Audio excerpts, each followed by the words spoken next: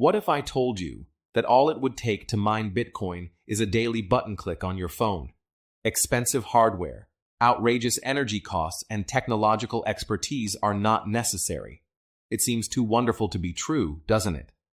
The Pi network, which has been dividing the cryptocurrency industry since 2019, offers precisely that. Allow me to introduce you to the Pi network, a cryptocurrency that promotes financial independence and is referred to as free to mine. Pi network, which was founded by a group of PhDs from Stanford, allows you to mine its tokens, called Pi, by only launching an app and touching a button once every day. That is all. There are no difficult setups, no battery drains, and no upfront fees. Unfortunately, Pi tokens currently have no practical utility. They are not tradable on any exchanges, and the mainnet of the network, which is the foundation that would enable Pi to function as a cryptocurrency, has not yet gone live. With over 100 million downloads, the Pi network software is one of the most talked about cryptocurrency projects in spite of this. What's the matter then? Is Pi network a game-changing initiative that is making Bitcoin mining more accessible, or is it just an alluring daily clicking scam? In this video, we will investigate that question. Stay put, since you will have a clear idea of what Pi network is, how it operates, and if it's worth your time at the end. Let's begin with the fundamentals. A team of Stanford PhDs launched the Pi network in 2019 with the audacious goal of enabling Bitcoin mining for anyone. With Pi network, you can mine its tokens, called Pi, with just your smartphone, in contrast to Bitcoin, which needs pricey technology and uses a lot of energy.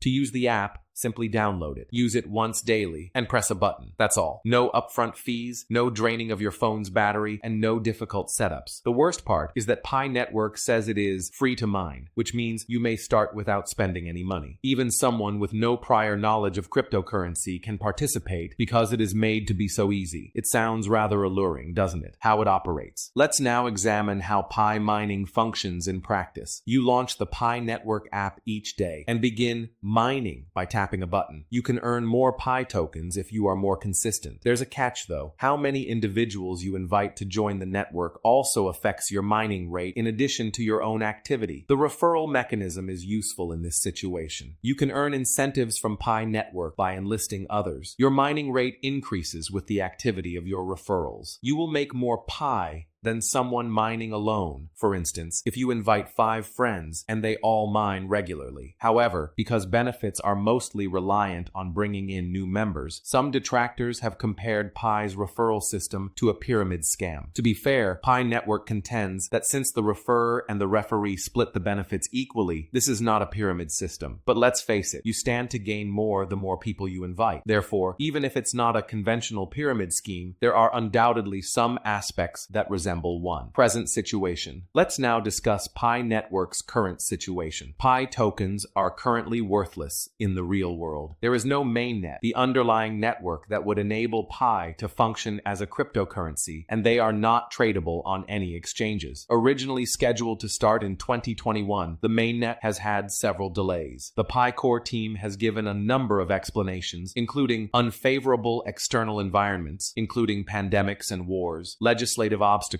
and technology development taking longer than anticipated. Therefore, until the main net debuts and Pi becomes marketable, the millions of people who mine Pi tokens every day are effectively worth. As a result, many people are skeptical that Pi network would ever live up to its claims. We'll get a little technical now, but don't worry, I'll keep it easy. Pi network employs a different strategy to validate transactions than Bitcoin, which does it using a proof-of-work system. It draws inspiration from ideas such as the Federated Byzantine Agreement and the Stellar Consensus Protocol. Put simply, this indicates that Pi secures its network without the need to solve intricate mathematical puzzles. Instead, it makes use of a trust graph. This is how it operates. Your activity is tracked and transmitted to a network of nodes when you mine Pi by pressing the daily button. With essence, these nodes are machines that are used by other Pi users to assist with transaction validation, such as who invited whom and their level of activity, are the foundation upon which the trust graph is constructed. In addition addition to being more energy efficient than conventional proof-of-work mining, this approach also raises concerns with centralization, which we will discuss later. Let's now discuss the nodes. Regular nodes and supernodes are the two different kinds of nodes in a Pi network. Verification and transaction submission to the network are the responsibilities of regular nodes. In contrast, supernodes perform all of the functions of regular nodes, plus take part in the consensus process. In other words, they essentially assist in completing transactions and disseminating the official blockchain data to the network. The caveat is that not everyone is able to run a node. Because the Pi core team controls who can operate a node, the system is permissioned. Because of this, there has been some criticism regarding the degree of influence the core team has over the entire operation, indicating that the network is not completely decentralized. Now let's discuss Pi's tokenomics, or the distribution of the token. The allocation of the 100 billion tokens that make up the total supply of Pi is as follows. Miners, including you and me, receive 65%. The Pi core team has 20% set aside for them. 5% is allotted for exchanges, while 10% is put up for community development. When Pi finally launches, the network has implemented a lockup period to avoid a huge sell-off. In return for increased mining rates, users have the option to lock up a portion of their Pi tokens. The goal is to promote stability and long-term involvement, but it also implies that you won't have instant access to all of your tokens when they appreciate in value, if at all. Let's now discuss Pi Network's overarching goal. Pi tokens will be used as money for products and services in the global economy that the project seeks to establish. Imagine a world in which Pi may be used to purchase groceries, pay for coffee, or even plan a trip. They are trying to sell that dream. Pi Network is creating an ecosystem of applications that provide Pi tokens practical use in order to realize this ambition. The map of Pi is one example, which allows companies who are open to Pi to list themselves so that users can locate. Although it's still in its infancy, it's a step in the direction of building a functioning economy. A few tools have already been released by Pi Network to help its ecosystem. The Pi browser program, which includes a non-custodial wallet, is one of them. This implies that Pi tokens can be sent and received within the Pi ecosystem, but the caveat is that Pi cannot yet be exchanged for money or other cryptocurrencies. Additionally, the Pi browser provides access to Pi's ecosystem apps,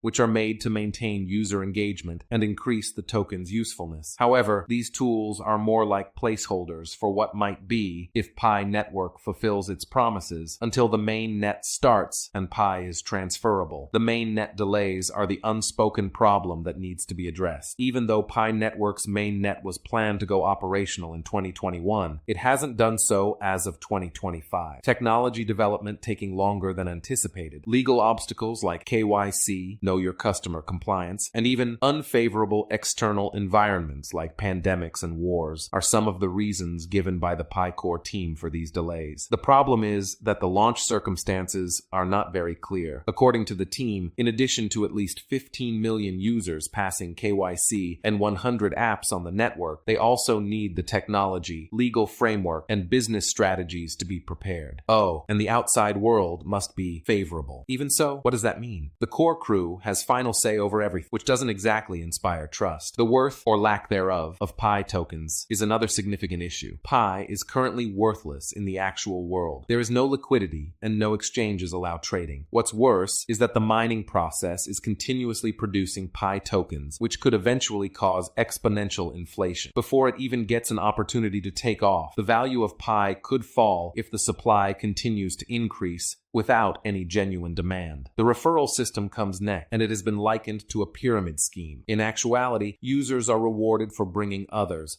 and the more people you bring in, the more Pi you can mine, despite Pi Network's assertions that it is not a multi-level marketing scheme. As a result, early adopters stand to benefit the most from the system, while latecomers may find it difficult to obtain significant benefits. It's a contentious strategy that calls into question sustainability is the actual mining procedure. Pi mining is as easy as pressing a button, in contrast to traditional cryptocurrencies where mining entails resolving intricate issues and protecting the network. It doesn't use any data or power on your phone, and no real work is being done. This has sparked rumors that the Pi core team may be in charge of the token generation behind the scenes, centralizing the entire process. Speaking of centralization, the core team control, who is allowed to operate nodes because the node system is permissioned. Many have questioned the network's true security and decentralization as a result of this lack of transparency. Finally, there's the question of how Pi Network plans to make money. They've stated that they don't accept funding from users or investors, which has led to speculation that they might be monetizing user data. According to the Google Play Store, the Pi Network app collects personal information like names, email addresses, and locations. While Pi claims this data is encrypted, they also admit that it may be shared with third parties. This has raised red flags for privacy-conscious users. Let's now examine the opposing viewpoint. There are some justifications for Pi Network in spite of all the reservations. To begin with, participation is free. You are only risking your time and effort, not any money. Over 100 million users have joined Pi as a result of its low entry barrier, making it one of the most popular cryptocurrency projects globally. Pi Network deserves praise for its vision of financial inclusion. They are attempting to level the playing field and provide individuals in marginalized groups with an opportunity to engage in the digital economy by making cryptocurrency mining available to everybody with a smartphone. Not to mention the extensive community involved. Pi has amassed a devoted user base of people who sincerely think the project has great promise. Conversely, there are numerous grounds for skepticism. Many people are questioning whether Pi Network will ever live up to its claims because of the frequent delays, lack of transparency, and ambiguous launch conditions. Red flags have also been raised by the pyramid-like referral mechanism and worries about centralization. The largest problem of all is that Pi tokens are currently worthless in the real world. Users are effectively mining potentially worthless tokens